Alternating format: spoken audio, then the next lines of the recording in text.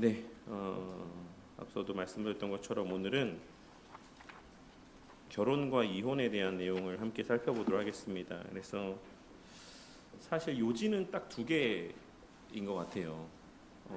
결혼은 이제 그리스도인에게서 결혼이 어떤 의미이냐라고 하는 것이 하나의 중요한 주제. 왜냐하면 제가 합신에서 공부할 때도 말씀드렸던 것처럼 교수님들 가운데 혼인의 문제, 결혼의 문제를 이제 좀 선택의 영역으로 이렇게 이제 좀 이렇게 옮기려고 하는 모습들을 이제 보게 됩니다. 합신에 있는 교수님이신데도 결혼은 이제 사실 되게 예표적 의미를 담고 있기 때문에 이제 그리스도 안에 거하게 된 우리에게는 사실 결혼이라고 하는 것이 이제 아주 반드시 해야 되는 어떤 것은 아니다라고 이렇게 이야기를 하시더라고요. 근데 이제 사실 이 웨스트민스터 신앙고백서의 내용을 보면 결혼은 특별한 사유가 없다라고 한다면, 아주 예외적인 사유가 없다라고 한다면 마땅히 행해야 되는 것이 그리스도인의 의무다라고 하는 것을 우리가 이 내용들을 통해 알 수가 있어요. 왜냐하면 그 외에는 합법적인 자손이 출생될 수 있는 방식이 없기 때문에 그렇습니다. 성경이 용인하는 그렇기 때문에 결혼이라고 하는 것은 하나님께서 우리 가운데 창조 그 타락 전에 주신 또 하나의 은혜의 모습인 것이고 영원토록 또 하나님과 우리 사이의 관계라든지 삼위 하나님의 관계를 또한 우리의 이해할 수 있는 범주 내에서 하고도 온전하게 누리고 깨달을 수 있는 관계가 바로 남편과 아내의 관계이기 때문에 그렇습니다. 그래서 그런 내용들이 혼인 파트에서 좀 주된 내용이라고 한다면 이혼이라고 하는 명확하죠. 이혼이 가능한가? 가능하다면 어떤 경우에 이혼이 가능한 것인가? 라고 하는 것이 이제 또 중요한 하나의 요 이혼 파트에서 다루고 있는 내용이라고 할 수 있을 것입니다. 그래서 이제 합신에서 공부할 때 학기마다 마치고 나면 교수님들과 함께 이제 뭐 간다면 아니지만 어쨌든 자유롭게 식사를 하면서 교수님 곁에 이렇게 모여있고 자유롭게 자유 주제에 대해서 논의를 하는데 김병현 교수님도 이제 본인 교회를 이제 나그네 교회를 담임하시면서 새로 성도들이 오시면 새신자 교육을 하잖아요. 그 새신자 교육을 하면서 꼭 거기에서 함께 언급하는 내용 중 결혼과 관련된 문제들을 항상 언급한다라고 말씀하시더라고요. 그래서 그때가 아니면 또 따로 이 내용들을 언급하기가 쉽지가 않다. 그래서 이제 혼자이신지 뭐 가정이 있으신지 혼자 있으신 것이면 원래부터 혼자이신 것인지 아니면 사별을 하신 것인지 아니면 이혼을 하신 것인지 가정이 있으면 그것이 본래의 가정인지 아니면 재혼을 한 가정인지 이런 것들을 쭉 확인을 하고 내용들을 좀 여쭤보고 그 다음에 우리 교회 나그네 교회가 갖고 있는 결혼에 대한 성경적 이해와 또 이혼에 대한 성경적 어떤 방침이 무엇인지를 알려드리고 그래서 이런 내용들을 쭉 미리 처음에 오실 때 이야기를 하신다고 말씀하시기를 오늘 상황들이 너무나도 많기 때문에 예전에 같았으면 사실 그게 아주 예외적인 경우라서 좀 이렇게 뭐 굳이 확인하지 않아도 이렇게 지내다 보면 알게 되는 경우들도 많고 그런데 요즘에는 좀 그렇지 않아서 그런 것들을 미리 확인하고 또 교육하고 한다.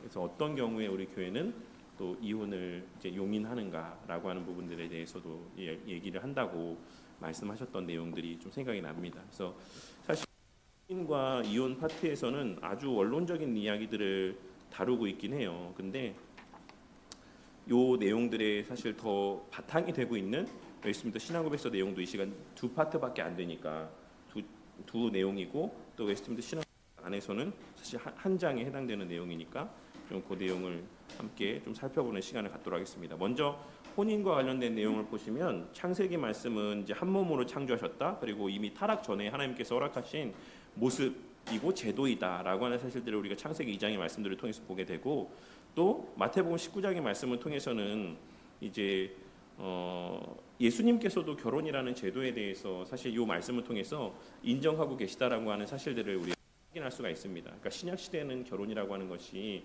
어떤 의미인가라고 했을 때 신약 시대도 여전히 예수님께서도 사실 결혼이라는 제도를 용인하고 있으시다라는 사실들을 확인할 수 있고 고린도전서 7장에서는 이제 음행과 관련된 내용들을 쭉 언급하고 있고 이제 불신 결혼에 대한 문제들, 그러니까 여기서의 불신 결혼이라는 것은 애초부터 이제 불신인 줄 알면서 결혼했다라기보다는 이제 결혼했는데 불신 가운데 결혼했는데 나중에 한 상대방이 이제 믿게 된 거죠. 그랬을 때 그러면 믿지 않은 채로 남아 있는 이 사람 배우자를 어떻게 해야 되냐, 뭐 이런 내용들도 여기 함께 다뤄지고 있다라고 할 수 있습니다. 에베소서에서는 남편과 아내의 관계라고 하는 것이 우리는 이제 어떻게 알고 있습니까? 우리 남자분들은 너무 좋아하는 말씀이잖아요. 복종하라 이렇게 알고 있는데 우리 에베소서에서 뭐라고 말씀합니까? 피차 복종하라라고 말씀하고 있는 것들을 확인할 수 있고 또 나중에 좀 이따가 이제 스브로 목사님 요 해설 내용들을 좀 설명드리면서 말씀을 드릴 텐데 스브로 목사님은 뭐라고 이야기하냐면 나는 차라리 아내였으면 좋겠다라고 이렇게 얘기해요. 복종하는 게 쉽지 그리스도처럼 사랑하는 게 쉽냐 이렇게 얘기하시면서 이제 많은 경우에 이제 아내분들이 이 남편은 다스리고 아내는 복종하는 이거에 대해서 되게 좀 불편감들을 느끼는 경우들이 있지만 사실 엄밀한 의미에서는 남편에게 훨씬 더 무거운 짐이 지어져 있는 거다. 아내는 그냥 거기에 순종하고 따르기만 하면 그 모든 이제 자기의 할 도리를 다 하는 거다 이렇게 말씀하시면서 할 수만 있으면 나는 그냥 차라리 순종하는 위치에 있고 싶다 이렇게 얘기를 하고 있으십니다. 자기 해설 본인 해설집에서.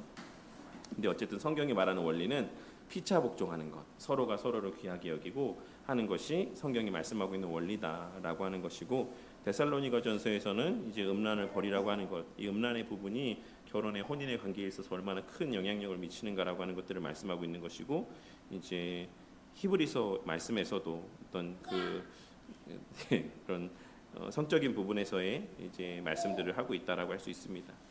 네, 그래서 이제 내용을 한번 보시면 혼인 제도는 창조 때, 그러니까 타락 전이죠. 하나님께서 명하시고 제정하셨습니다.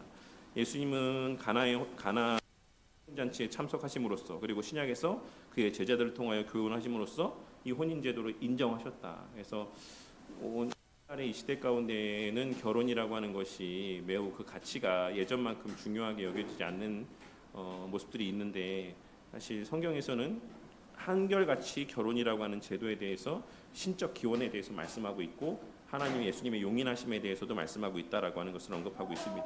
혼인 관계는 남자와 여자, 한 남자와 한 여자가 육체적 정서적 일하는 내용이죠. 네, 그래서 한 남자와 한 여자가 육체적 정서적 지적 영적으로 연합하여서 한 몸이 되는 것을 의미한다. 그래서 혼인은 평생 지속되도록 의도된 것이며 그래서 기본적으로 이혼이라고 하는 것은 성경이 장려하는 것이 아니다라고 말씀하고 있는 겁니다. 이 말씀의 의미 가운데는 그래서 성스러운 맹세와 언약으로 보장되고 육체적인 결합으로 완성된다라고 말씀하고 있어요. 그래서 이제 밑에 보시면 육체적 결합은 필연적으로 자손을 낳는 것으로 연결되지만 거기에는 영적인 의미도 있다. 그것은 맨 마지막 줄입니다. 남편과 아내의 영적인 연합을 보여준다라고 말씀하고 있는데 이 또한도 여기서 무엇을 말씀하고 있냐면 육체적인 결합이 나왔으니까 말씀을 드리는 거예요. 로만 카톨릭에서의 남편과 아내의 성적인 관계는 오직 자녀를 출산하는 목적으로만 용인되어집니다. 그 외의 것은 다 이제 적법하지 않은 것이다라고 제가 본 바로는 그렇습니다. 제가 이제 로마 카톨릭에서 말하는 바. 근데 우리 종교개혁 선배들, 우리 개혁주의 신앙 아래서는 꼭 출산의 목적이 아니라도 남편과 아내의 성적인 관계는 마땅히 귀하게 여기고 또 지향해야 되는 모습이다라고 이렇게 이야기를 합니다. 그래서 그러한 모습들, 그러한 관계들이 주는 분명한 의미들이 있다, 영적인 유익들도 있다라고 하는 것을 말씀하고 있어요. 그래서 남편과 아내가 서로를 사랑하고 그러한 어떤 육체적인 관계 가운데 있는 것도 마땅히 우리가 남편으로서 아내로서 해야 되는 도리이고 의무이고 추구해야 되는 바다라고 하는 것을 말씀하고 있는 것이죠.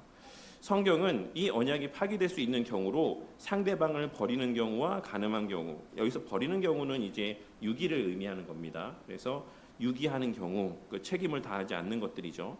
그리고 여기에는 이제 뭐 폭행도 이제 다 포함된다라고 봅니다. 넓은 범위에서는 남편으로서의 보호의 책임을 다하지 아니하고 이제 아내를 돌봐야 되고 이제 책임져야 되는 의무들을 다하지 않는 것. 뭐 그리고 당연히 물질적인 아내를 책임져야 되는 남편으로서의 물질적인 도리를 다하지 않는 것도 다 여기 포함되는 것이다라고 할 수가 있어요. 근데 요는 뭐냐면 가장 기본 원리는 뭐냐면 혼인은 평생 지속되도록 의도된 것이고, 스프롤 목사님은 이 혼인에 중요하게 기억해야 되는 원리를 그 사랑장의 내용들을 하나의 근거로 제시합니다. 그래서 남편과 아내 사이에서의 서로가 어느 정도로 서로를 용인해주며 사랑해야 되냐라고 했을 때 그 사랑장에서 말씀하고 있는 그 정도의 사랑들을 서로가 마땅히 서로에게 나타내 보이고, 또 그러한 사랑의 섬김들과 어떤 모습들이 있어야 된다라고 말씀하고 있습니다. 그래서 이 내용들, 이러한 경우들에 이혼할 수 있다라고 말씀하고 있지만, 이것은 그러니까 그런 상황만 되면 지체 없이 이혼을 해라고 하는 것을 말씀하고 있는 것은 아니다라는 것입니다. 이혼 파트에서 말씀드리겠지만, 그래서 예수님도 이혼에 대해서 말씀하실 때 그 내용은 그러할 수 있다라는 것을 말씀하고 있는 것이지, 허용적인 관점에서 말씀하고 있는 것이지, 그것이 마땅하다, 그렇게 해라라고 하는 것을 말씀하고 있는 것은 아니에요. 그래서 오늘날 정말 그런 경우들을 얼마나 보셨는지는 모르겠지만 저는 진짜 많이 봤습니다. 어떤 상황들, 성경에서 말하는 이혼에 합당한 사유들이 있기만 하면 재고하지 않아요. 재고하지 않고 야 당장 이혼해, 이혼을 한다 해도 된다라고 써 있어. 그러니까는 참지 말고 그냥 이혼해 라고 이야기하는 사람들의 모습을 보게 될 때도 정말 많고, 심지어는 교역자들도, 목사들도 성도들을 신방하며 그 마음은 알죠. 왜냐하면 그 상대방 배우자가 그로 인해서 받은 상처나 힘듦이 너무 크니까 그 마음은 충분히 이해할 수 있지만, 성경이 말하는 원리는 어떤 그런 조건들만 채워지면 주저없이 이혼을 해라 라고 하는 것을 말씀하고 있는 것은 아니다 라고 하는 것을 꼭 기억해야지만 되고, 그리고 우리가 결혼이라고 하는 관계를 가장 궁극적으로는 어디에서 찾습니까? 기원을 그 본질적인 의미는 하나님과 백성 사이의 관계잖아요. 하나님께서 남편으로서 그 아내가 우리 가늠한 여인과 같은 우리와 같은 자들을 하나님께서 사랑하시고 혼인의 관계를 맺으셨고, 그 관계를 파기하지 않지 않으십니까? 우리가 만약에 우리의 결혼이라고 이런 언약적 관계를, 기원을 하나님과 우리 사이의 관계에 둔다라고 하면 우리는 어떻게 해서든지 그 언약을 파기하지 않는데 우리의 관심과 목적과 힘과 노력들이 기울어져야 되는 것이지, 어떻게 하면은 이것을 깰 수 있을까에 관심을 갖는 것은 우리의 마땅한 그리스도인으로서의 모습은 아니다. 그렇게 말씀하고 있지 않다라는 것을 꼭 우리가 기억해야지만 되겠습니다. 혼인한 자에게 간음은 금지되어 있다. 뭐 당연한 말이지만, 혼인은 남자와 여자가 서로를 완성시키고 자손을 이어감으로써 하나님의 창조사역에, 그리고 이 창조사역은 지금도 여전히 유효하죠. 예수님 재림하실 때까지 하나님의 창조사역은 계속해서 유지됩니다. 그것이 누구를 통해서입니까? 당신의 교회를 통해서예요. 당신의 거룩한 신부들을 통해서입니다. 그래서 교회 안에서 결혼을 하고 가정을 꾸려서 거룩한 언약의 후손들을 출산하는 것은 우리의 의무예요. 근데 이것을 단지 종말론적인 의미로만 해석을 해서 복음 전하는 것, 이것으로 출산의 의무는 대체되었다, 신약 시대에는. 그래서 결혼은 해도 되고 하지 않아도 된다라고 이렇게 말씀하는 가르침들은 저는 좀 고개를 좀 갸웃하게 만드는 좀 가르침이라고 생각을 합니다. 그래서 육체적인 결합은 필연적으로 자손을 낳는 것으로 연결되지만 거기에는 영적인 의미도 있다. 그것은 남편과 아내의 영적인 연합을 보여줍니다. 완전한 한 몸인 것이죠. 바울은 이 결합을 그리스도와 연합에 대한 상징으로 사용을 했고, 구약에서 하나님과 이스라엘 백성 사이의 언약을 설명하는데도 언급이 됩니다. 그것이 본질이라고 할 수가 있죠. 부부간의 정절과 서로를 소중히 여기는 것, 그리고 서로를 뒷받침해 주는 것은 결혼의 핵심이 되어야 된다. 따라서 부정을 저지르는 것은 혼인의 서약을 흐리고 피해를 당한 쪽이 이혼 소송을 제기할 수 있는 사유가 되기도 한다라고 할 수가 있습니다. 그 밖에 고린도전서 7장 12절에서 16절까지의 말씀에서 바울 사도는 믿는 배우자가 버림받았을 경우 그에게는 혼인 서약을 유지해야 될 의무가 없다라고 이야기를 합니다. 그래서 여기서 중요한 내용이 하나 있어요. 이 해설에서도 말씀드리는데, 누군가 상대방 배우자가, 잘 오해하지 말고 들으세요. 그런 일이 있어서도 안 되고 있을 수도 없지만, 이제 간음을 했습니다. 뭐 이런 실질적인 음행들이 있었어요. 그래서 뭐 주로 이제 남편인 경우가 많으니까 남자가 그랬다고 치죠. 그랬는데 이제 아내에게 남편이 진심으로 용서를 구했습니다. 내가 정말 잘못했다. 그러면은 아내는 그거를 용서해 줘야 됩니까? 용서하지 않아도 됩니까? 선택의 문제입니까? 필수입니까? 의무입니까? 의무입니다. 용서는 의무예요. 남편을 용서해 줘야 됩니다. 근데 스프롤 목사님이 뭐라고 말씀하고 있냐면 그것이 결혼 관계를 유지하는 것과는 별개다. 이렇게 얘기했어요. 무슨 말인지 아시겠습니까? 남편이 자신의 범죄함에 대해서 아내에게 용서를 구할 때 아내는 그것을 용서하는 것을 선택의 문제로 두어서는 안 된다라고 말씀하는 거예요. 누군가가 참으로 회개할 때 용서하지 못할 죄는 없고, 그리고 이 교회 지체 내에서도 해당되는 겁니다. 교회 내에서 다른 이유로 범죄함을 했다라고 할지라도, 나에게 해를 끼쳤다라고 할지라도 그 상대방이 내가 정말로 잘못했어, 너무 나 정말 내가 죄 지은 거 알아, 용서해줘라고 했을 때는 성도라면 누구나가 용서해줘야 되는 의무를 갖고 있는.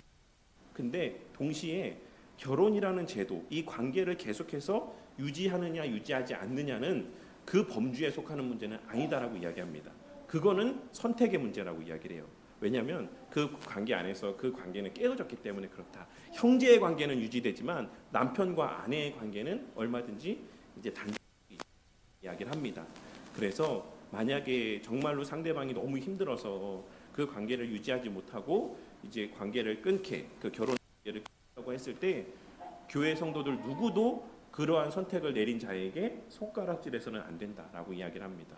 그래서 이 내용들을 좀 잘, 이 내용 의미를 잘 이해하셨으면 좋겠습니다. 그래서 그 말이에요. 그 밖에 고린도전서 7장 12절에서 16절에서 바울 사도는 믿는 배우자가 버림받았을 경우 그에게는 혼인 서약을 유지해야 될 의무가 없다. 여러 가지 의미에서 포함되어지는 것이죠. 그래서 혼인은 창조 의식이다. 이 제도의 은총을 받기 위해 꼭 그리스도인이 될 필요는 없다. 그러나 그리스도인은 주만 하는 부르심을 받았으며 성경은 그리스도인이 비그리스도인과 혼인하는 것을 명백하게 금하고 있다. 네. 그래서 이거는 뭐 오늘날 교회에서 이거 너무 힘든 문제죠. 목사님들도 그냥 일단 결혼을 해라 하고 나서 전도하자, 이 얘기 이제 목사님들도 많이 하시는데 우리 믿음의 선배는 이제 그렇게 하지 않았고, 우리 따르고 신뢰하는 웨스트민스터 신앙고백서 안에서도 그것을 진짜 엄격하게 금하고 있습니다. 권징의 거리입니다. 그리고 전에도 이제 강수현 선생님이 잠깐 말씀하셨는데 저기 우리 문수현 집사님 통해서 제가 들었는데 예전에는, 지금도 그런 교회들이 있죠.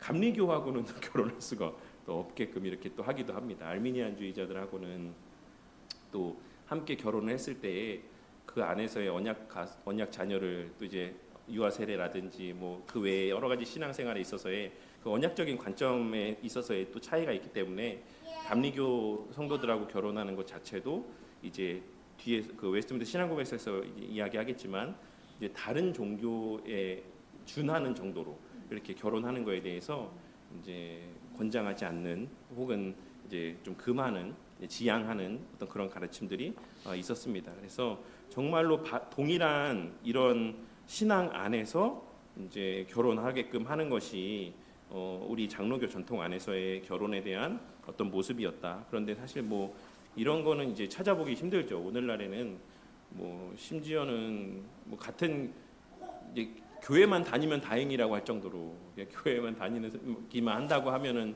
결혼을 하고, 심지어는 결혼을 하지 않는 경우에, 아니 그 교회를 안 다니는 경우에도 그냥 결혼을 하는 경우들, 부모님들이 그것을 용인하고 장려하는 될 때도 있습니다. 혼인의 질서에서 남편은 아내의 머리가 되라고 부름을 받았다. 아내는 주님께 순종하듯이 남편에게 순종해야 된다. 그리고 남편은 아내를 사랑하고 그리스도인 교회를 위하여 자신을 내어준 것처럼 아내에게 자신을 희생적으로 내어주어야 한다. 그래서 딱 분량만 봐도 스프롤 목사님이 어디에 지금 더 줄을 두고 있는지 아시겠죠?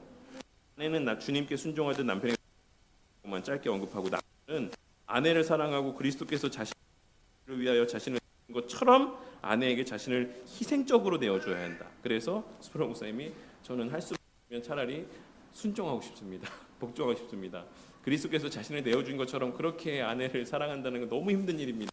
라고 이렇게 하고 있습니다. 그래서 그것이 결코 아내에게 그 짐이 되거나 아내에게 좀 불리한 뭐 그러한 하나님의 요구는 아니다라고 이제 설명하죠. 그래서 혼인은 제정하시고 고안하신 것이고 혼인 안에서만 허락되고 명하여진 육체적인 결합. 혼인 안에서만 허락되고 명하여진 육체적인 결합은 남편과 아내의 영적인 연합을 반영합니다. 그래서 멀어지면 멀어라는 것을 꼭 하시고 언제나 이렇게 그런 관계 속에서 꼭 친밀 또 관계 이렇게 또 지향하시는 우리 성도님들이 되시길 바라겠습니다. 혼인은 말씀에서 관계를 상징적으로 합니다. 하나님은 혼인의 질서를 말씀하십니다. 배우자는 각각 하나님께서 주신 특별한 명령에 순종해야지만 된다라고 할 수가 있죠. 그래서 항상 말씀드리지만 성경 말씀은 자기에게 하시는 말씀입니다. 그래서 남편이 아내에게 순종하지 않냐라고 말할 것이 아니라 내가 그리스도 교회를 사랑하듯이 사랑하는가를 항상 점검해야 되는 것이고 또 남편에게 왜 남편도 이렇게 나에게 책임을 다하지 않느냐에 대한 것을 따지기에 앞서서 내가 정말 예수님께 주께 순종하듯이 남편에게 순종하고 있는가라고 하는 것들을 먼저 자신을 돌아보는 말씀으로 사용을 해야지만 되는 것입니다. 자, 이제 뭐 좀 그렇다 치고 이제 이혼가 보겠습니다. 그래서 이혼에 보면 마태복음 5장에 있는 참조 선고 말씀을 보시면 예수님의 이 말씀이 이혼을 장려하는 말씀은 아니다라고 하는 것들을 좀 우리가 기억했으면 좋겠습니다. 마태복음 19장의 말씀들 이런 내용들을 통해서 그리고 로마서 7장에 보면 중요한 하나의 원리가 하나 나와요. 로마서 7장 요것만 한번 잠깐 볼까요?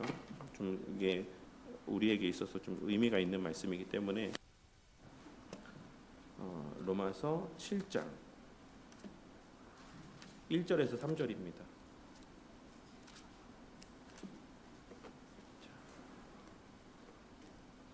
제가 한번 읽어보도록 할게요. 시작이랍니다. 혼자 읽건데 형제들아 내가 법 아는 자들에게 말하노니 너희는 그 법이 사람이 살 동안만 그를 주관하는 줄을 알지 못하느냐.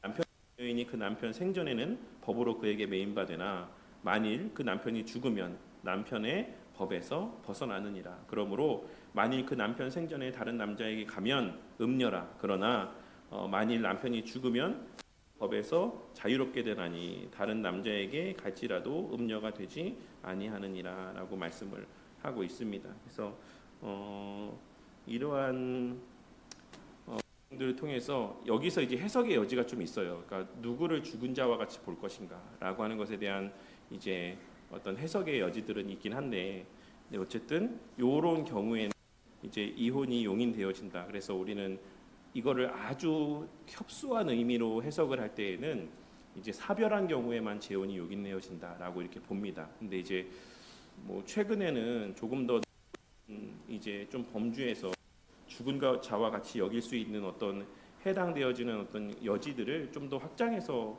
보기도 해요. 그래서 그러한 경우에도 그냥 재혼을 허용하는 것이 맞다라고 이렇게 보기 합니다.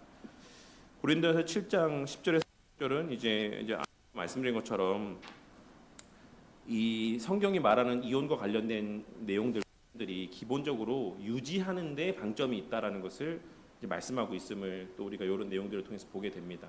살고자 하거든 버리지 말라라고 하는 이런 말씀들. 그러니까 이유가 되어도 될 수 있으면 그 배우자가 아직은 불신 가운데 있을지라도 그 남편이 배우자가 살려고 하는 마음이 있고 계속해서 결혼 관계를 유지하고자 하는 마음이 있다라고 하면 버리지 말라라고 하는 이런 말씀들을 통해서 성경이 말하는 결혼의 원리는 최대한 결혼 관계를 유지하는 것이 목적이다라고 하는 것을 꼭 좀 이렇게 생각했으면 좋겠습니다. 하지만 그럼에도 불구하고 이혼할 수 있는 경우들이 있다. 그 내용을 염두에 두고 한번 보시겠습니다. 이혼이 유행처럼 번져버린 오늘날의 사회에서 이혼 문제는 시급히 다뤄야 될 중요한 과제가 되었습니다.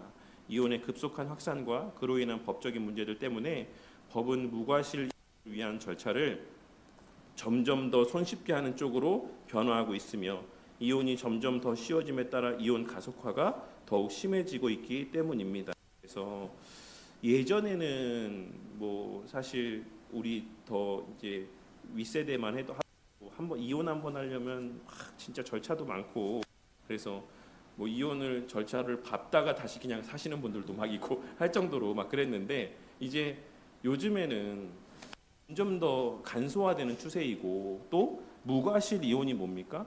특별히 상대방의 귀책 사유가 없어 그냥 내 마음에 안 맞으면 그냥 이혼할 수 있다라고 하는 이제 모습들, 문화들이 팽배하다라는 거예요. 특별한 사유가 없어요. 그냥 뭐 누가 간음을 했거나 누가 뭐 남편 된 아내 된 도리를 다하지 않았거나 이런 어떤 특별한 귀책 사유가 없이도 그냥 얼마든지 서로가 마음이 그냥 또 똑같다면 그럼 이혼하자, 갈라서자라고 하는 이런 모습들이 오늘날 이 시대 가운데 너무 팽배하고, 심지어는 교회 안에도 이런 경우들이 많이 있다라고 할 수가 있는 것입니다. 그래서 제가 봤던 경우 중에 가장 황당한 경우 중 하나는 뭐였냐면, 이제 하나는 제가 아는 제 친구의 오빠였고, 또 그다음에 교회에 진짜 아주 오래된 권사님의 딸이었어요. 그래서 결혼을 했어요. 교회에서 이제 목사님 주례로 결혼을 했고, 이제 다 청년들도 다 가서 막 특송하고 뭐 특가하고 막 이렇게 뭐라 그러죠? 어쨌든 뭐 하고 결혼을 했습니다. 근데 이 신혼여행을 갔다 와서 헤어졌어요.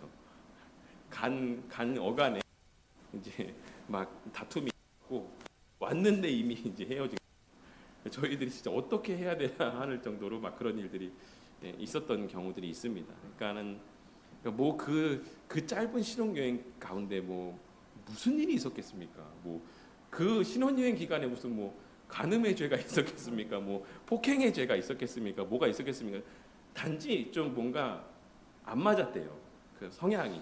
그래서 이제 우리 아직 안 했으니까, 혼인 신고도 안 했으니까 그냥 갈라서자. 그리고 이제 완전히 이제 남남이 됐죠.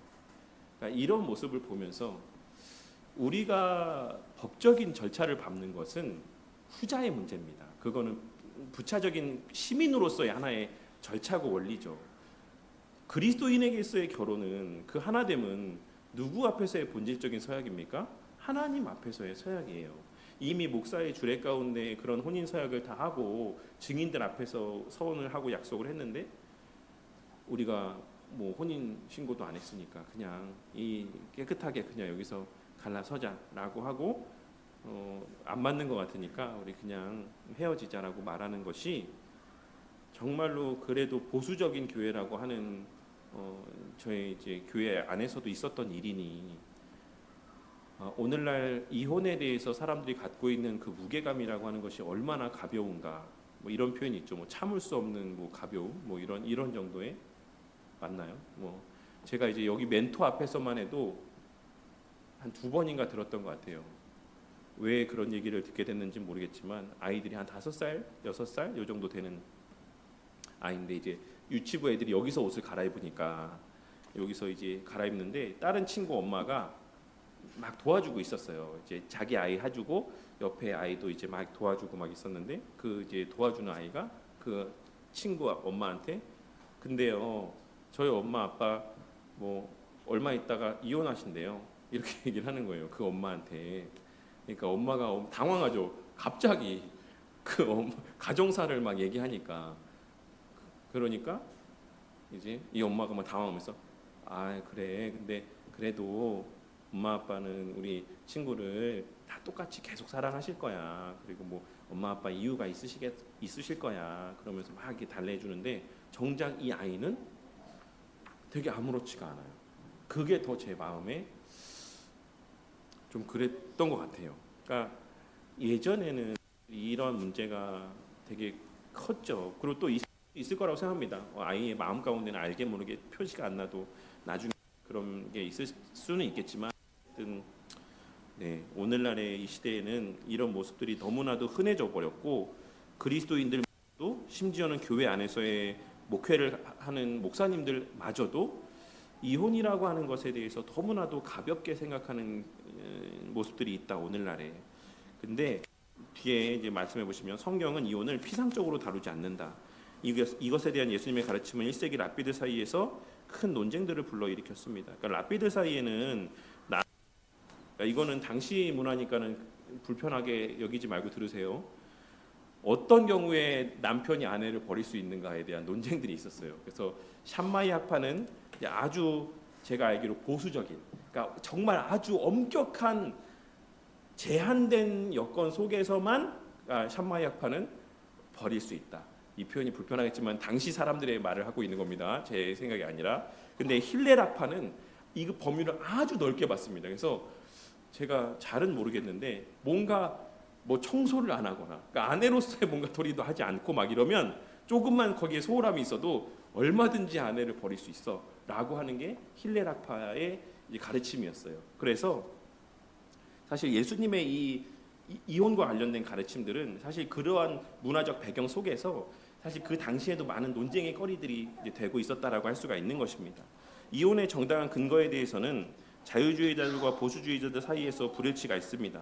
예수님은 이 문제에 대해서 이렇게 말씀하셨죠. 잘 복사본이 안 보이시는데 마태복음 19장 3절에서 6절까지 말씀을 인용해 놓고 있습니다.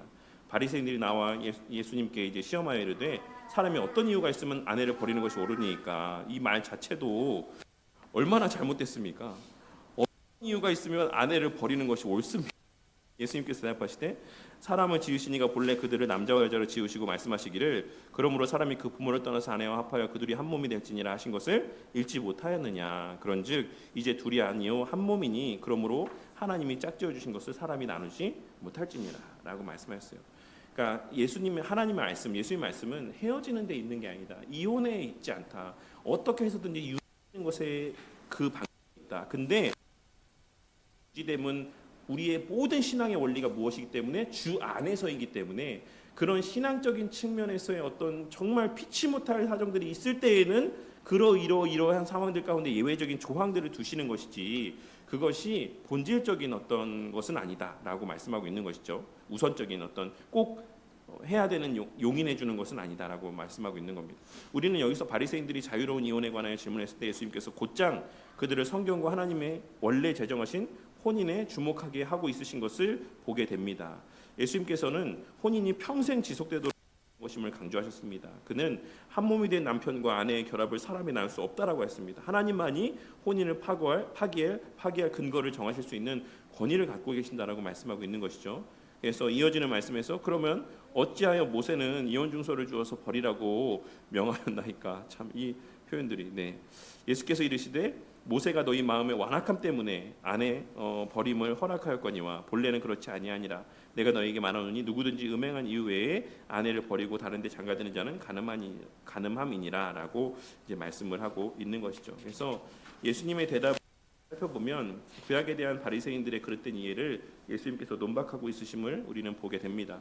모세는 이혼의 근거들을 명령한 것이 아니라 허용한 것이죠. 예수님은 이러한 허용이 오직 죄 때문에 일어난 것이며 이것이 혼인의 본래 의도를 무효화시키는 것은 아니다라는 점을 상기시켜 주셨습니다. 그 후에 바울은 믿지 않는 자에게 버림받은 믿는 자의 경우 이혼을 할 수 있다라고 허용하는 이 범위를 고린도전서에서 확장하고 있는 것을 이제 보게 됩니다.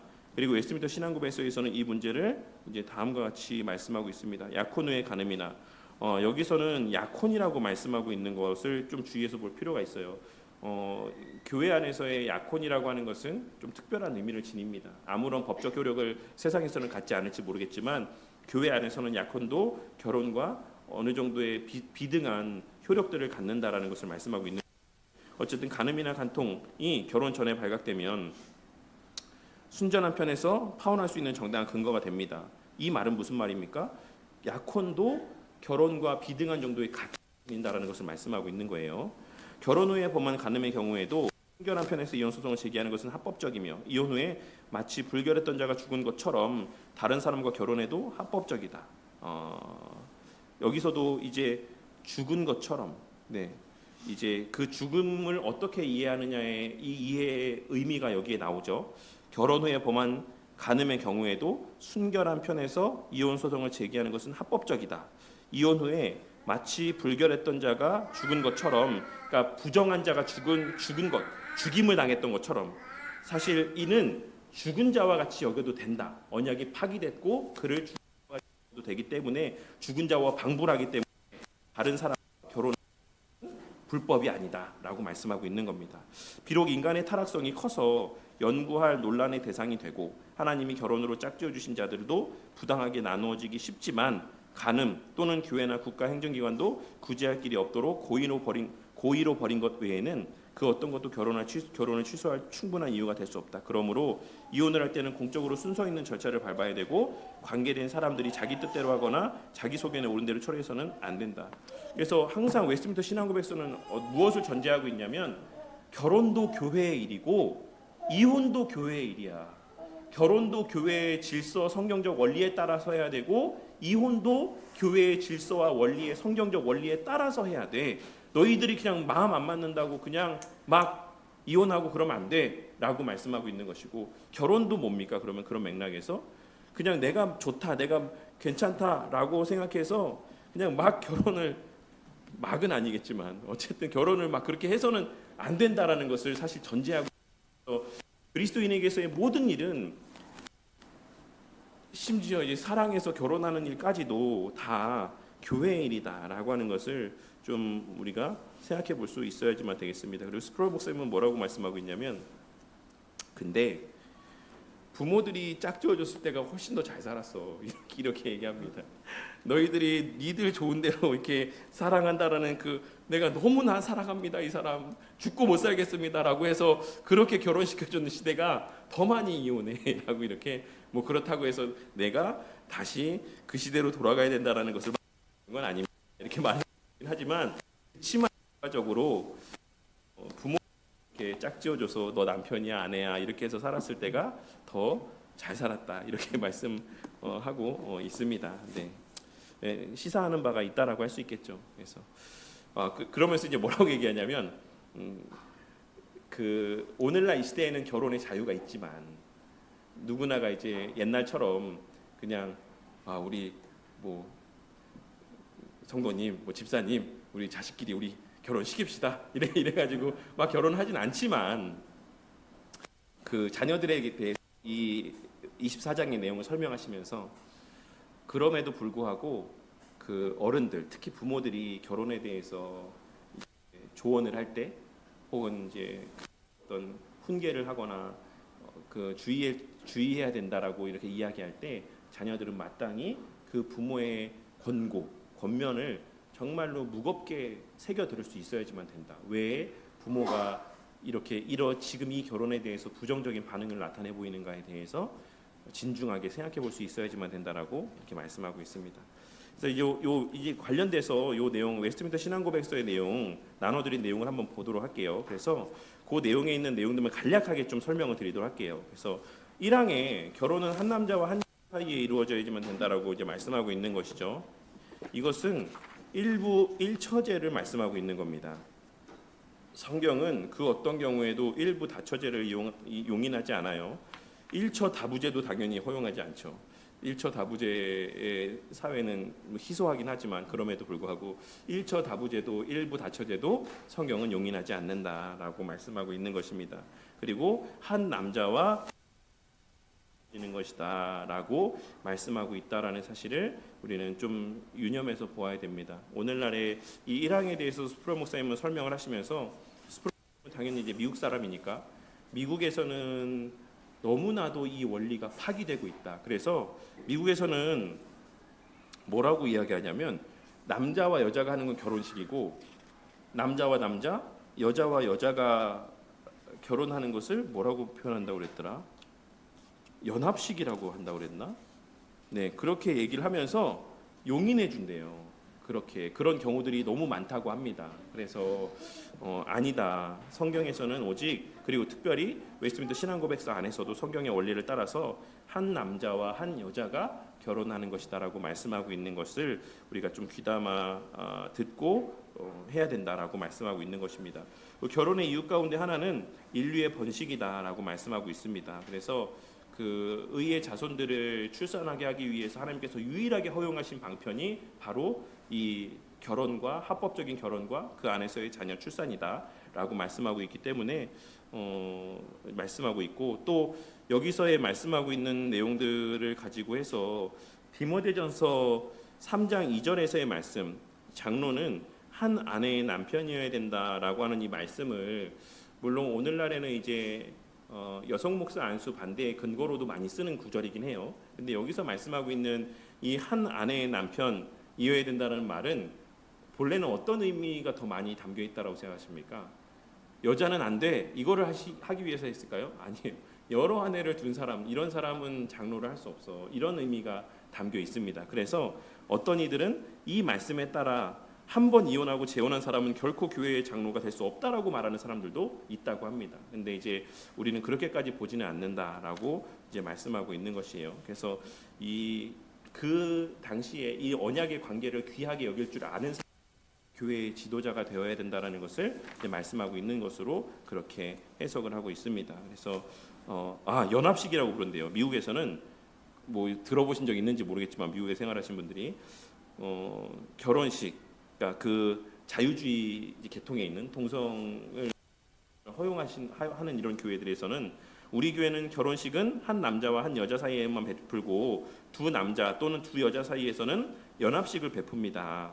그들은 동성끼리의 결합을 결혼이라고 부르지는 않을지라도 동성끼리의 결합에도 교회의 복을 베풀어 주려고 한다. 이렇게 이야기합니다. 그래서 참 그런 시대예요. 네, 어떤 의미인지 아시겠죠? 더 많은 사람들을 포용하고 사랑이라는 미명하에 그렇게 용인하는 교회들이 너무나도 많이 이제 있다는 것을 말씀하고 있습니다.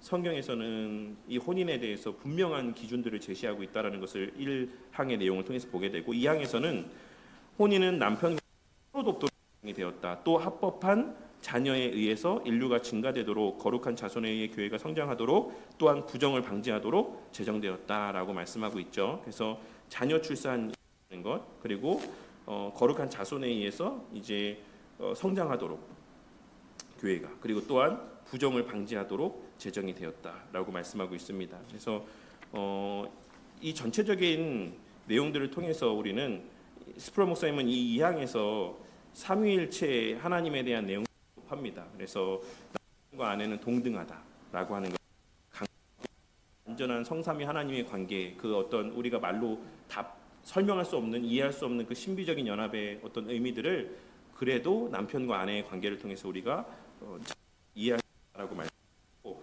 남편과 아내가 서로를 돕도록 제정되었다라는 사실을 이제 강조하고 있어요.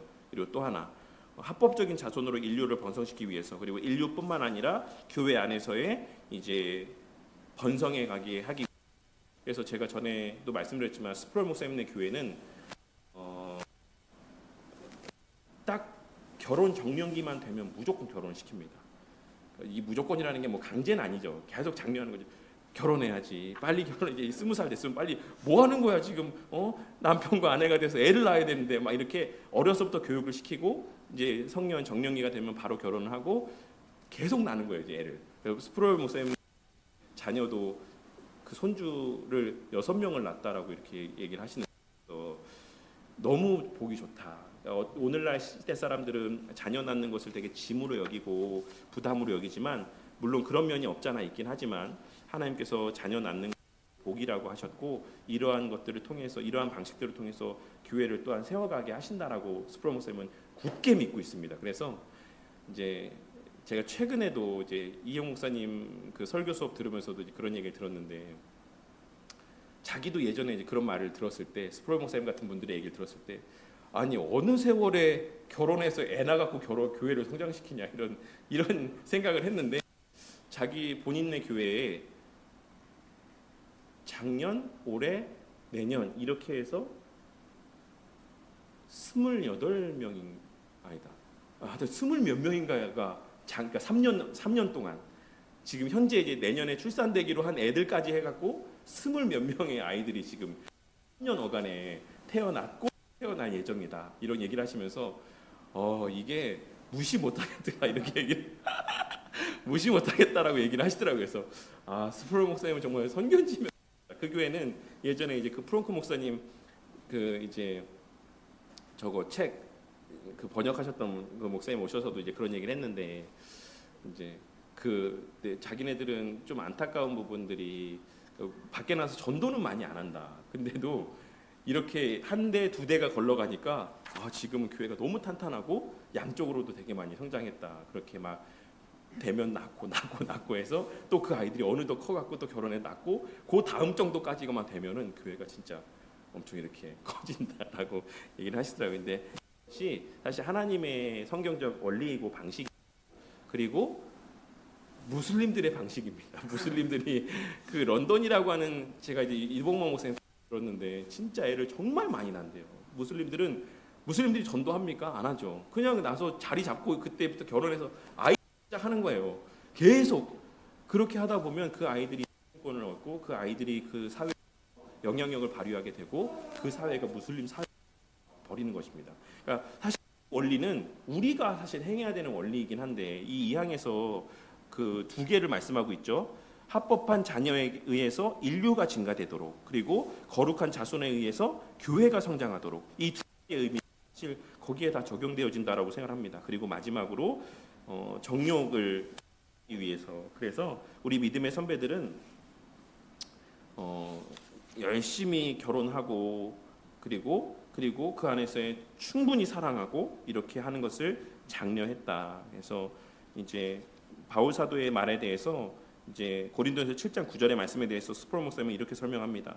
바울은 자신이 편지를 쓰고 있는 사람들 가운데 어떤 이들이 성적으로 죄를 지으며 살고 있다라는 것을 지금 암시하고 있다. 이 말을 통해서 정욕이 불같이 타는 것보다 결혼하는 것이 낫다라고 하는 이 글에는, 그 이면에 이미 그 교회 안에 죄가 있다라는 사실을 암시하고 있는 것이다라고 설명을 하고 있어요. 그래서 바울의 요지는 지옥에서 불타는 것보다 결혼하는 것이 더 낫다라고 말씀하는 것이 아니다. 여기서 바울은 정욕으로 불타는 것에 대한 것이 정욕으로 불타는 것에 대한 것이다. 하나님은 사람들 안에 성적인 욕구를 심어두셨다. 왜냐하면 하나님은 그들이 번식하도록 창조하셨기 때문이다. 동시에 하나님은 성적인 욕구가 올바르게 발휘될 수 있는 유일한 환경이 결혼이라고 말씀하고 있으신 것이다 라고 이렇게 말씀을 하고 있습니다. 그래서 종교개혁 선배들이 카톨릭에서 말하는 것처럼 단순히 자녀를 잉태하고 출산하는 수단으로만 하나님께서 이러한 남편과 아내 사이의 관계를 주신 것이 아니다 라고 하는 것을 또 함께 좀 생각해 봤으면 좋겠습니다. 그리고 사망에서는 분별하여 동의할 능력을 가진 모든 사람의 혼인은 합법하다. 그럼에도 주 안에서만 혼인하는 것이 그리스도인의 의무다. 그러므로 참되며 개혁된 신앙을 고백하는 사람이라면 불신자, 천주교인 또는 우상 숭배자와 혼인해서는 안 된다. 또한 경건한 사람이라면 생활에 있어 사악하다라고 잘 알려진 자나 저주받을 이단을 주장하는 자와 혼인함으로써 서로 맞지 않는 멍에를 함께 메어서는 안 된다. 뒤에 내용들은 다 아시죠? 다 아시겠죠? 근데 어디까지를 사악하다고 알려진 저주받을 이단이라고 볼 것이냐는 것에 대해서는 좀 차이가 있어요. 이견이 있죠. 근데 우리 선배들은 타 종교 혹은 다른 어떤 믿음의 색깔을 갖고 있는 분들과 결혼하는 것에 대해서는 되게 좀 조심스러운 태도를 취했다라고 하는 것을 좀 하고 있는 겁니다. 까지 사망에서 얘기하고 있는 요지 가운데 하나는 첫 번째 줄이에요. 분별하여 동의할 능력을 가진 모든 사람의 혼인은 합법하다. 이 말을 왜 넣었을까요? 예전에는 부모들이 짝지어진 사람들하고 결혼을 했잖아요. 근데 여기서 말씀하고 있는 것은 자신 스스로가 결정해서 분별해서 배우자를 택해서 결혼하는 것, 이 모든 것 다 합법한 것이야 라고 말씀하고 있는 겁니다.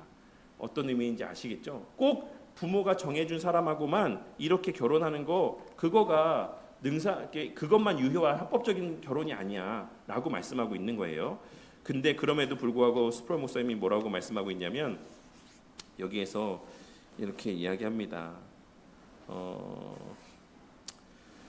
이 신앙 고백서는 결혼하는 사람은 사려 분별을 가지고 결혼에 동의할 수 있는 사람이어야 한다라고 진술합니다. 결혼이 주선되어서 이루어졌을 때, 그러니까 중매가 이루어지고 부모가 결정해서 결혼하게 되었을 때 오래 지속되는 경향이 있기도 합니다. 부모의 감독 없이 총각 처녀의 개인적인 약속이 허용되는 요즘의 체계는 그리 성공적이지 못합니다. 그래서 나는 우리가 중매쟁이와 주선된 결혼의 모습으로 회귀하는 말을 하고 있는 것은 아닙니다.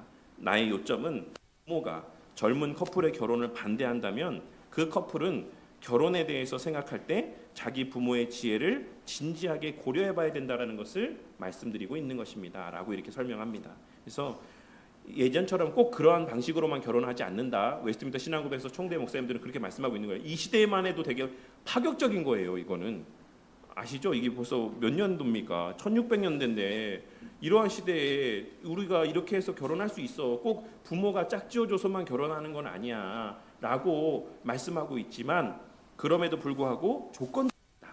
이 조건은 뭐냐면 우리가 참된 신앙을 고백하는 사람들하고만 결혼해야 돼. 그리고 천주교나 불신자, 뭐 우상숭배자 이런 사람하고 결혼하면 안 돼. 그리고 경건한 사람이라고 한다면 생활에 있어서 사약하다고 알려진 사람하고도 결혼하면 안 되고, 그리고 이단을 주장하는 자와 결혼해서도 안 돼. 이거 외에는 너희들이 분별력이 있으면 그 분별력 가운데 얼마든지 해도 돼. 이렇게 말씀하고 있는 것이에요. 아시겠죠? 그래서 그런 내용으로 이해하시면 되겠고, 말씀에서 금하고 있는 혈족이나 인척관계 내에서 혼인해서는 안 된다. 근친상간에 해당하는 이런 혼인은 사람의 어떤 법으로나 양편의 동의에 의해서도 합법화될 수 없으므로 이들이 남편과 아내로 함께 살도록 허용될 수 없다. 남편은 혼인할 수 있는 자신의 혈족보다 더 가까운 촌수에 해당되는 아내의 혈족과 혼인해서는 안 되고, 또한 아내도 혼인할 수 있는 자신의 혈족보다 더 가까운 촌수에 해당되는 남편의 혈족과 결혼해서는 혼인해서는 안 된다라고 말씀하고 있습니다. 그래서 이거는 뭐 당연한 얘기라서 다 아시겠지만, 여기에 대해서 반론을 제기하시는 분들이 이제 하나님의 창조 때에 그러면 그들은 결혼했습니까? 라고 이야기하시는 분들이 있죠. 근데 그것에 대해서 이제 스프로 목사님은 제한된 허용이다라고 이렇게 설명을 하고 있습니다. 처음에는 어쩔 수 없이 결혼은 근친상간 수밖에 없었다. 그런데 이것을 우리가 뭐 허용된다라고 보아서는 안 된다. 이 근친 결혼의 금지의 명령이라고 하는 것은 그때 수립된 것은 아니지만 나중 역사 가운데 확립된 내용이다라고 할 수가 있다. 하나님께서 그 시대 가운데는 그렇게 될 수밖에 없었기 때문에 이런 것을 용인했지만, 나중 시대 가운데서는 하나님께서 명시된 법으로도 이것을 금지했다. 그 이유는 뭐 우리도 오늘날에도 그럼 여러 가지 선천적인 기형들이 나타나기도 하고, 또 하나님께서 우리에게 또 이렇게 보호해 주시는, 우리를 보존하게 하시기 위한 하나의 명령이고 방편이다라고 할 수가 있어요. 그래서 스프로 목사님이 말씀하고 있는 요지는 이러한 근친상간의 결혼이 어떤 인간적인 법률이나 단체들의 승낙에 의해서 합법적인 것이 될 수 있지 않다라고 하는데 좀 더 요지가 있다라고 말씀하고 있어요. 그래서 세상법이 이것을 용인해도 그리스도인은 그렇게 결혼해서는 안 돼라고 말씀하고 있다라고 봅니다. 이제 5항입니다. 5항과 6항은 4항까지가 결혼에 대한 것을 말씀하고 있다면, 이제 5항과 6항의 내용들은 이혼이 가능한 경우에 대해서 말씀하고 있습니다. 그래서 약혼 후에 범해진 간음이나 간통이 결혼 전에 발각되면 무음한 측에서 그 약혼을 깨트릴 정당한 이유가 된다라고 말씀을 하고 있죠. 그리고 그 성경적인 예시들도 우리가 확인할 수가 있습니다. 결혼 후에 간음한 경우에는 무음한 측에서 이혼 소송을 하는 것이 적법합니다. 그리고 이혼한 후에는 범죄한 측이 죽은 것과 같이 다른 사람과 결혼하는 것도 적법하다라고 할 수가 있습니다. 여기에서 이제 샴마 약파랑 힐레 약파에 대해서 이제 말씀하고 있어요. 하지만 이 모든 것이 반드시 해야 되는 것을 반드시 이혼해야지만 돼라는 것을 말씀하고 있는 것은 아닙니다. 이제 고린도전서의 가르침에 대해서 설명하기를 뭐라고 이야기하냐면, 바울은 불신자가 신자인 상대방을 버리는 경우 신자에게 헤어질 자유를 허락하고 있다. 고린도전서 7장 15절. 이혼 문제에 있어서 고백주의적이고 성경적이 되기를 추구하는 교회들은 일반적으로 이혼의 합법적인 근거를 두 가지로 제언한다. 앞서 말씀했던 것처럼 간음과 유기입니다. 어떤 이들은 학대하는 사람은 실제로 배우자를 유기한 것이다라고 주장하면서 유기의 범위 안에 신체적인 학대도 포함시킵니다. 그것은 교회 법정이 해석해야 될 문제라고 할 수 있습니다라고 이야기하고 있습니다. 그런데 우리가 중요한 것은 이제 이런 예외적인 경우들이 있다라는 것을 전제하고, 근데 중요한 것은 뭐냐면 우리가 결혼 서약에서 무엇이라고 서약했는지를 잊어버려서는 안 된다라고 말씀하고 있어요. 다들 결혼하셨잖아요, 교회 안에서. 근데 뭐라고 이야기했죠? 좋을 때나 나쁠 때나, 부할 때나 가난할 때나 건강할 때나라고 우리는 항상 사랑하겠다라고 말씀하고 서약했지 않습니까? 그러니까 이 구절이 의미하는 바는 단지 좋을 때나 나쁠 때나 화요일, 토요일, 매일 때를 얻든지 못 얻든지 헌신할 준비가 되어 있습니다. 이렇게 이제 말씀하고 있는 것이죠. 그래서 항상 성경이 말하는 원리는 극심한 고통의 시간대에도 될 수 있으면 결혼을 유지할 것을 장려하고 있는 것이다라고 이제 말씀하고 있는 것입니다. 마지막 6항에서는 이제 사람은 부패해서 하나님께서 혼인으로 짝지어진 사람들을 부당하게 갈라놓을 이유들을 고안해낸 경향들이 있다. 그렇지만 간음 또는 고의적인 유기 곧 국가 통치자에 의해서도 도무지 고쳐질 수 없는 유기 이외에 어떤 것도 혼인으로 묶인 띠를 풀어놓는 어떤 이유로 충분하지 않다. 이러한 경우에도 공적이며 질서 있는 를 따라야 하며 이와 관련된 일을 당사자들이 자신의 뜻과 판단에 따라서 행할 수 있다라고 말씀하고 있습니다. 그래서 재혼이 가능한 경우를 5항에서 말씀하고 있으면 이제 6항에서는 에도 불구하고 우리가 재혼을 이혼이나 재혼에 대해서 교회가 장려하는 것은 마땅치 않다라고 말씀하고 있습니다. 그럼에도 불구하고 앞서 말씀드렸던 것처럼 이제 마지막 6항에서 스프로 목사님이 그 얘기를 하고 있어요. 그러니까 가늠한 상대방이 있을 때 상대방이 그렇게 용서를 구하면 상대방 배우자는 마땅한 것을 용서해야 되는 의무가 있지만 결혼 관계까지 유지해야 될 의무가 있는 것은 아니다라고 말씀을 하고 있습니다. 그래서 어쨌든 혼인과 이혼에 있어서 좀 기억하셨으면 좋을 내용들, 결혼은 그리스도인에게서도 그것이 결혼하지 않는다라고 했을 때 꼭 모든 것이 다 죄가 되는 건 아니지만 일반적으로 우리가 이 시대에 결혼하지 않는 이유는 어떤 거룩한 목적을 위해서 뜻을 위해서 결혼하지 않는 이유들은 없습니다. 오늘날 교회 청년들 가운데에도 얘기하면 늦게까지 결혼 안 하고 있는 친구들은 대부분 근데 여자 청년들의 경우들이 많더라고요. 그래서 너 왜 결혼 안 하냐 이렇게 이야기하면 결혼할 남자가 없습니다라고 이렇게 이야기를 합니다. 근데 남자가 있긴 있거든요. 청년 안에 있긴 있어요. 근데 여기서 제가 결혼할 만한 남자가 없습니다라는 의미가 있는 거죠. 그래서 그렇다고 해서 막 이런 건 아니지만 우리가 이 시대에 누군가에게 결혼에 관한 조언들을 해줄 때에 결혼이라고 하는 것이 어떤 그러한 어떤 조건들이 너무나도 작용해서는 안 된다라는 것들을 좀 잘 이야기해 줬으면 좋겠고, 결혼을 하게 하시는 것이 하나님의 뜻이지 너무 이 조건 저건 조건들을 들이밀며 결혼을 미루는 것도 하나님 보시기에 기쁘신 모습은 아니다라고 하는 것들을 좀 기억했으면 좋겠고, 그리고 될 수 있으면 유지하기 위한 목적에서 성경은 말씀하고 있는 것이다. 그리고 그 내용 가운데서 기저에 고린도서 3장의 그 사랑과 관련된 말씀들, 교훈들을 마음에 잘 새기고 우리가 살아야 된다. 그리고 결혼 서약 때 우리가 무엇이라 하나님 앞에 서약했는지에 대해서도 서로가 생각해 봐야 되지만 되고, 그래서 우리가 항상 결혼 관계를 최대한 유지할 수 있는 노력들을 기울이고, 또 상대방의 어떤 과에 대해서도 또 최대한 너그러운 마음 가질 수 있어야지만 되겠다라고 하는 말씀드립니다. 그리고 마지막으로 설령 이제 그럼에도 불구하고 피치 못할 이런 사정들로 인해서 이제 헤어짐을 결심하고 이혼을 하게 되었을 때 누구도 그 지체에 대하여 손가락질할 수 없다라고 하는 것을 같이 좀 기억했으면 좋겠습니다. 제가 기도하고 마치겠습니다. 하나님 감사합니다. 오늘도 긴 시간 또 결혼과 또 이혼에 대한 내용들을 또 함께 살펴보게 하여 주심에 감사를 드립니다. 오늘날 이 시대에 결혼에 대한 많은 오해가 있고 또 왜곡된 이해들이 있지만 하나님, 결혼이 얼마나 귀한 것인지, 정말 삼위일체 하나님의 그 본질적인 연합의 그런 어떤 모습들을 우리가 가장 그래도 가깝게 근접하게 또 맛보고 누릴 수 있는, 만끽할 수 있는 하나님의 제공해 주신 은혜의 편이 바로 결혼이라는 생각을 기억하고, 우리 모든 성도님들이 정말 남편을 또 아내를 진심으로 서로를 사랑하고 그 안에서의 삼위 하나님이 누리셨던 그 말로 다 할 수 없는, 어디서도 만끽할 수 없는 그 한몸됨의 기쁨과 은혜와 유익들을 날마다 주님 뵙는 그 날까지 충만히 만끽하게 하시고, 그러한 건강한 가정 안에서 우리 자녀들 또한도 그 부모의 사랑을 바라보며 정말 삼위 하나님의 그 사랑의 모습을 또 어렴풋이라도 인지함 가운데 그 사랑의 섬김 가운데 자라가는 또 역사가 있게 하시고,